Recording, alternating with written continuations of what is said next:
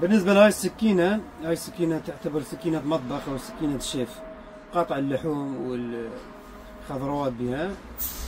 سكينة حادة ورقيقة تنفع للمطبخ يعني. وهاي السكينة الثانية عندنا سكينة صيد، مختلفة عنها، قصيرة وتكون سماكتها أقوى والقبضة تكون فيها تفاصيل، يعني المسكة تكون متينة. هاي سكينة الصيد، نوعين من السكاكين، هاي الصيد وهاي المطبخ. هذا أكثر شيء طلبية على هاي السكينة في المطبخ، يا إما شيف يا إما شيف مطعم يعني، أو شيف البيت يعني يعتبرون. وقيمتها تقريبا بحدود $50 أو $60.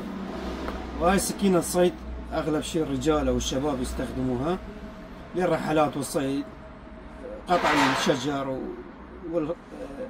واللحم بها وهالأشياء يعني. عندنا غير نوع من السكاكين طلبيات خاصة، يعني مثلا صاحب السكينة يطلب نوع معين، عنده صورة أو عنده ديزاين نعملها حسب ما هو يريد، ويكون عنده قراب ويكون عندها صندوق من الخشب وقيمتها أكثر، يعني واحد يعني من أنواع الطلبيات، يعني يكون عليها صورة حسب المشتري أو الزبون شو يطلب. مثلا السكينة تكون عبارة عن سكينة مختلفة شكلها وديزاينها عن اختلاف السكاكين